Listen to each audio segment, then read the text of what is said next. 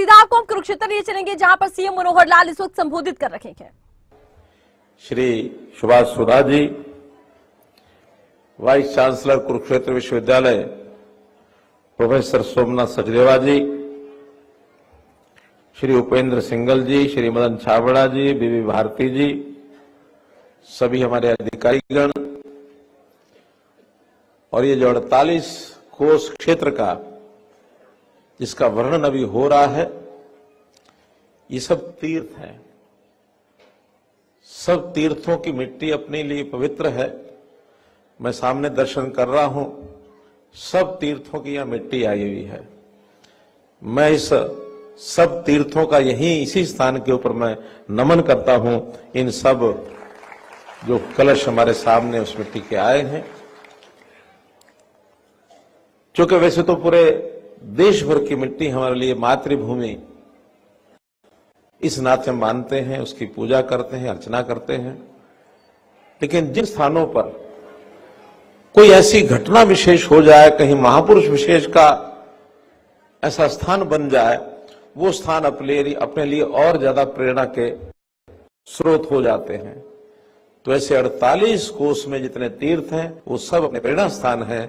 उन स्थानों से पधारे पूज्य संतजन, वहां की समितियों के सभी पदाधिकारीगण, उन सब गांवों के आए हुए यहाँ पंच सरपंच बंधु, अन्य सज्जनवृंद, भाइयों बहनों, पत्रकार छायाकार मित्रों, कैसा यह अनूठा संगम है। शुरुआत हजारों वर्ष पहले गीता के संदेश से यहां शुरू हुई और उस समय भगवान कृष्ण ने जो बात कही श्रीमद् भगवद गीता के माध्यम से, ऐसा नहीं कि उसी समय के लिए वो लागू थी, अच्छी थी, उसी के लिए प्रासंगिक थी, बल्कि उतनी ही आज भी गीता की शिक्षा वो प्रासंगिक है। गीता सार्वभौमिक है, सार्वदेशिक है, सार्वकालिक है, शाश्वत है। तो इस गीता का जो मर्म है वो महाभारत के युद्ध में से निकला। और महाभारत का युद्ध केवल थानेसर में, कुरुक्षेत्र स्थान पर नहीं, बल्कि इतने सारे क्षेत्र में जिसके आज हम प्रतिनिधि बैठे हैं। अभी तक पहले बताया गया कि 132 स्थान है जिनका सर्वेक्षण हुआ है, जहां कोई तीर्थ है, मंदिर है, कोई कहीं की घटना कहानी जुड़ी हुई है। कुछ महीने पहले ये सर्वेक्षण टीम ने और खोज निकाली तो 32 स्थान और निकले, तो उसमें से फिर बाद में जोड़ करके उसको 164 बनाया गया। कुल मिलाकर इतिहास में, हमारे साहित्य में वर्णन मिलता है कि ये 327 स्थान है। अब उन 327 की भी सबकी जानकारी तो नहीं, लेकिन 164 के बाद खोजते हुए सर्वेक्षण में 18 स्थान और मिल गए हैं। तो आज से ये संख्या 182 हो गई है। उन 18 स्थानों में सर्वाधिक 12 स्थान तो कैथल जिले में है,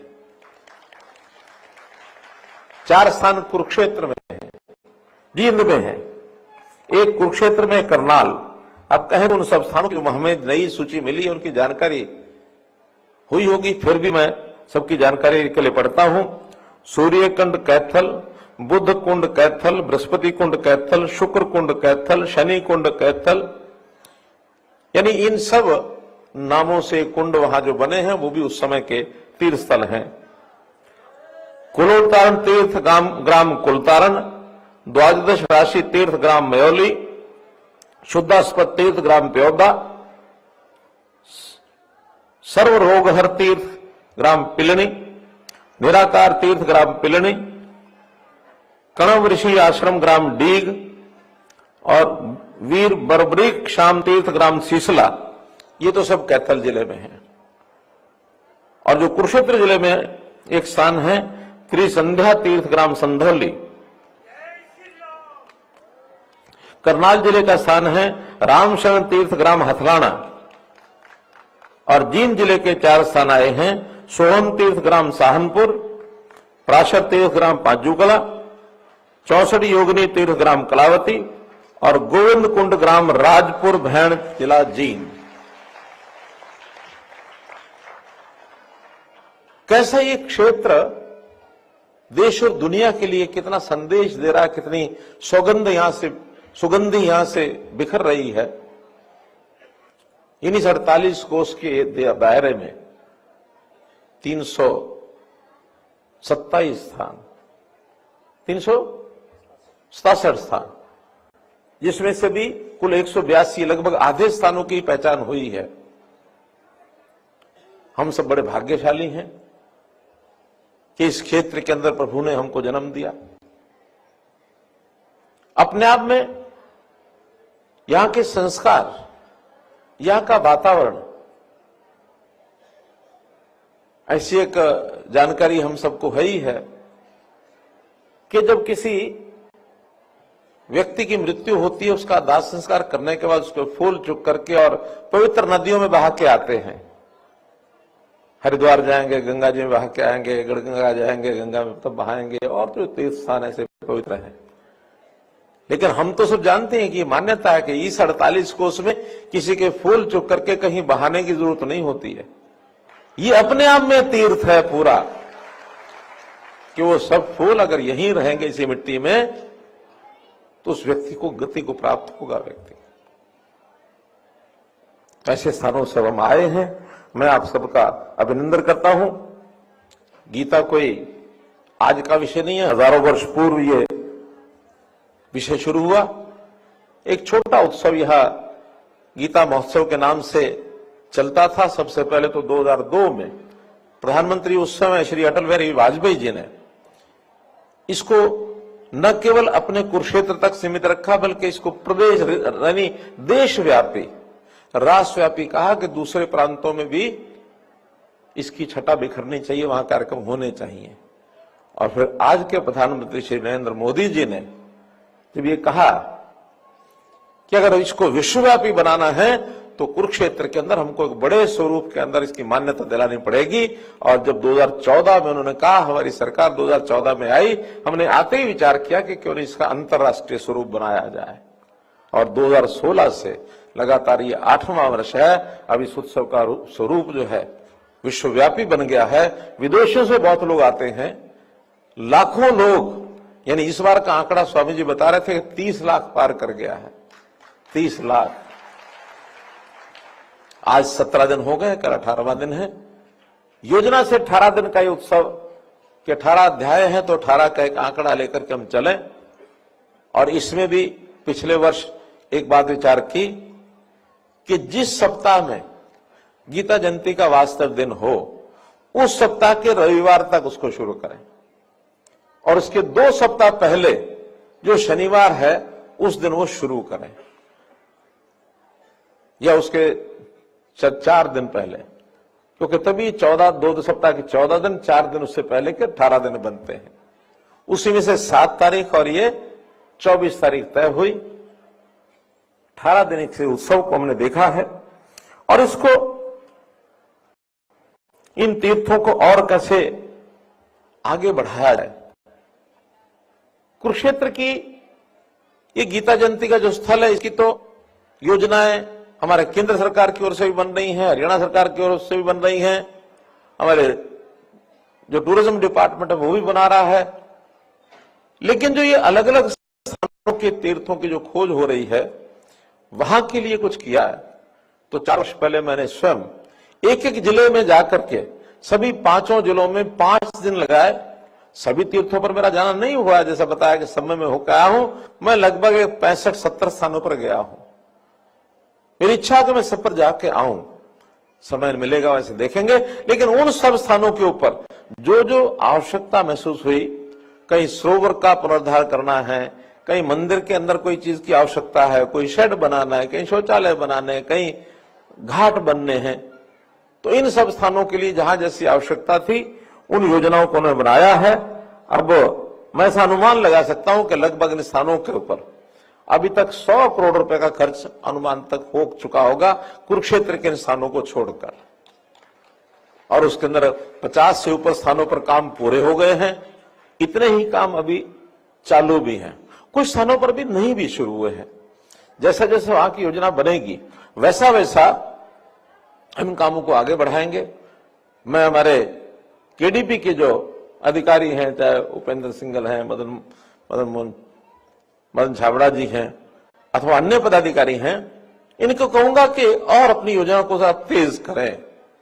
तेज करेंगे तो जिस तीर्थ पर जो आवश्यकता है उसको पूरा करने के लिए समाज भी है, सरकार भी है, सब आपको सहयोग करेगी।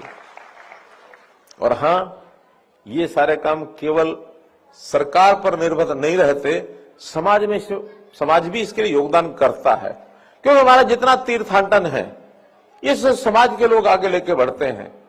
सरकारें अपने हाथ में रखे तो सफल हो ही नहीं सकता। श्रद्धा का जो विषय होता है, समाज जब उसको करता तब आगे बढ़ता है। तो जितने तीर्थ है 182, मेरा निवेदन है कि सब जगह एक टीम, एक टोली, किसी संत महापुरुष के देखरेख में कोई संरक्षक, वहां का कोई संत हो अथवा वहां का गांव का कोई बड़ा बुजुर्ग व्यक्ति है जिसका समाज के कामों में रुचि है, उनकी देखरेख में 5 की 7 की एक टोली बनाए और उस तीर्थ स्थान पर क्या हम कर सकते हैं, उस तीर्थ स्थान के लिए उस गांव का भी योगदान करा सकते हैं। पैसे से हो चाहे ना हो, कम से कम वर्ष में कुछ दिन कार सेवा के नाते सरोवर साफ करना है, उस कार सेवा को हम करा सकते हैं। या कहीं से हमको मटेरियल मिल गया, ईंटें मिल गई, तो उनको लगाने के लिए वहां उसको चिनाई करने का या उसको मजदूरी करने का काम हम गांव के लोग कर सकते हैं। या वहां कोई हमारी गौशाला है तो गांव में से हम चारा या दाना अनाज इकट्ठा कर सकते हैं। निर्माण के काम में समाज और सरकार ये सब मिलकर के करेंगे, इसलिए इन स्थानों को कैसे दुरुस्त किया जाए, अच्छा किया जाए, इसको हम आगे बढ़ाएं। अभी 48 कोस की ये परिक्रमा का विषय आया है, कुछ बसें चलाने की बात कही गई है। मेरा कहना है कि पहले छोटे छोटे सर्किट बनाए, उसके एक दिन का सर्किट 7, 8, 10 तीर्थ स्थानों के ऊपर जाए बस, चाहे अगले दिन दूसरे जिले के 7, 8 स्थान हो जाए, तीसरा दिन तीसरे जिले के हो जाए। कोई व्यक्ति एक दिन के लिए जाना चाहता है 1 दिन जाए, 2 दिन के लिए जाना है 2 दिन जाए। हम सब ये समझे कि हर व्यक्ति 182 स्थानों पर जाएगा, ये संभव नहीं है, इतना समय भी नहीं है। या तो कोई एक रूट हो, जैसे ब्रिज की परिक्रमा हमारी है, ब्रिज की परिक्रमा में एक रूट है, 2 रूट है, बल्कि एक छोटा परिक्रमा, एक बड़ी परिक्रमा है। तो ऐसा तो कोई रूट अभी बना नहीं है, अलग अलग गांव में अलग अलग स्थान है।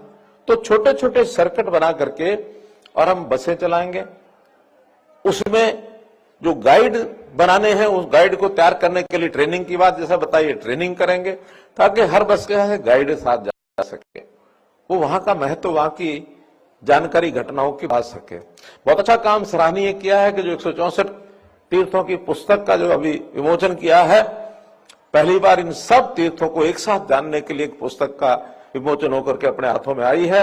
ये हम सब उसको खरीदें, सब उसको लें, सब स्थानों की जानकारियां हमको मिलेंगी।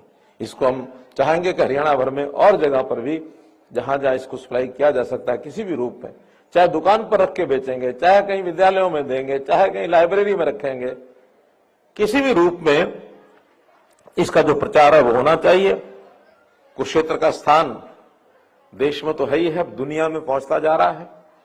देश में बहुत लोग यहाँ अब इन कार्यक्रमों में भी आते हैं। अभी जैसे मेरी बातचीत हो रही थी तो विषय ही आया कि वर्ष भर तीर्थ यात्री कैसे यहाँ आए, उसके लिए भी आपकी जानकारी के लिए ज्योति सर के अंदर एक म्यूजियम बन रहा है। 205 करोड़ रुपया उसके ऊपर लागत आई है, 205 करोड़ रुपया। 5 उसके एक प्रकार से गैलरी है, 2 एकदम पूर्ण तैयार हो गई है, 3 गैलरी बिल्डिंग सब बन गई है, लेकिन उसका जो इंटरनल बाकी काम है सारा वो फरवरी तक हो जाएगा। और मुझे उम्मीद है कि जो आचार संहिता लगेगी उससे पहले पहले फरवरी में उन 5 गैलरी का उद्घाटन करके और जनता को समर्पित वो कर दिया जाएगा। ऐसे ही ब्रह्म सरोवर के स्थान पर महाभारत की कहानी से संबंधित एक लाइट एंड साउंड का शो, इस परियोजना को भी मंजूरी दी है। बहुत जल्दी, यानी अगले गीता जयंती कार्यक्रम से पहले पहले ही मुझे लगता है कि उसका स्थापना हो जाएगी और फिर वो भी वर्ष भर चलेगा। कोई व्यक्ति कहीं से भी आएगा, तो महाभारत की सारी कहानी उसको 3 घंटे में या 2 घंटे में जो भी कार्यक्रम होगा उसको शाम को बैठ करके और ब्रह्म सरोवर पर एक साइड में किनारे पर बैठकर एक थिएटर टाइप भी वहां बनेगा, उसके माध्यम से पूरी जानकारी वो ले सकते हैं।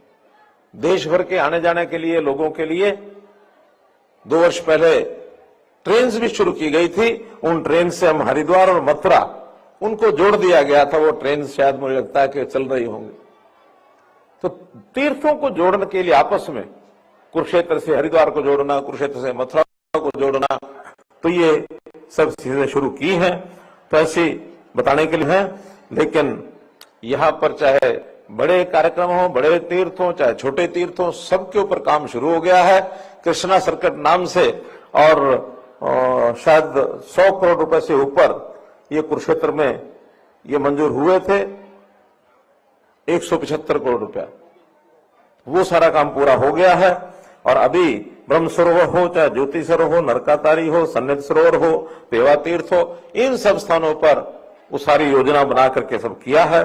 ज्योति सरोवर में हमने देखा ही है कि 40 फुट ऊंची विराट स्वरूप भगवान कृष्ण का जो मूर्ति लगी है वो भी अपने आप में बहुत भव्य है। लाइट एंड साउंड के माध्यम से उसका जो सायंकाल का, रात्रि का जो प्रदर्शन होता है, बहुत अच्छी संख्या में लोग आते हैं। आप लोगों ने सबने देखा होगा। तो इन सब बातों को ध्यान में रखते हुए और यहाँ का जो विकास है, आगे की योजनाएं भी कुछ हमारी हैं। जैसे विचार किया है कि पिपली के आसपास एचएसवीपी की कोई जमीन है, तो पिछले दिनों में एक गुरु रविदास जी का एक बड़ा स्मारक बनाया जाए उनकी शिक्षाओं के प्रचार प्रसार के लिए। तो हमने मंजूर कर लिया है कि 5 एकड़ जमीन के ऊपर और एचएसवीपी की ओर से एक बड़ा स्मारक 5 एकड़ जीटी रोड के ऊपर ही बनाया जाएगा। और ऐसे ही एक सिख म्यूजियम की बात भी कई वर्षों से चल रही है। पहले घोषणा उसकी हमने अंबाला में की थी, लेकिन किन्हीं कारणों से बात यह आई कि अंबाला के बजाय इसको कुरुक्षेत्र में किया जाए। कुरुक्षेत्र में भी जगह ढूंढ रहे थे। जगह ढूंढने में सुझाव अलग अलग आए हैं। कुछ लोगों का सुझाव आया था थीम पार्क में से 3 एकड़ जमीन दिया जाए। वो हमने मना कर दिया कि नहीं, थीम पार्क अपने आप में कुरुक्षेत्र शहर का एक ऐसा स्थान है, केंद्रीय स्थान, कि बड़े कार्यक्रम सब यहाँ होते हैं। तो उनके लिए भी 3 एकड़ जगह हमने वहीं पिपली के जो जीटी रोड के ऊपर ही अलॉट करने का निर्णय किया है कि 3 एकड़ जगह उनको वहां देकर, और ये सिख समाज के गुरुओं का एक स्मृति संग्रहालय ये बनेगा। देश भर के अन्य संप्रदायों के जो मंदिर हैं वो भी कितने यहां बन रहे हैं। जैसे हमने देखा है कि एकमात्र तिरुपति बालाजी का मंदिर उत्तर भारत में वो कुरुक्षेत्र में ही बना है, या तो दक्षिण में तिरुपति जी में है, या फिर वो मंदिर की स्थापना भी यहां हुई है। तो बहुत बड़ा एक दक्षिण भारत के लोगों का वो केंद्र बना है। इसके अंदर जीव गीता संस्थानम तो हमने देखा ही, हम जानते हैं स्वामी जी स्वयं जिसका संचालन कर रहे हैं, आकर्षण का एक केंद्र बन गया है।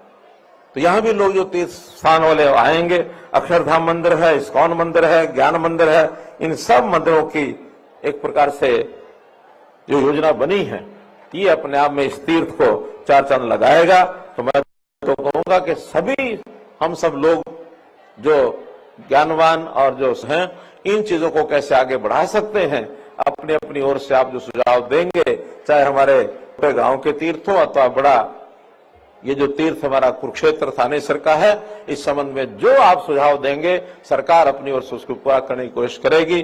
बहुत बहुत धन्यवाद, बहुत बहुत आभार।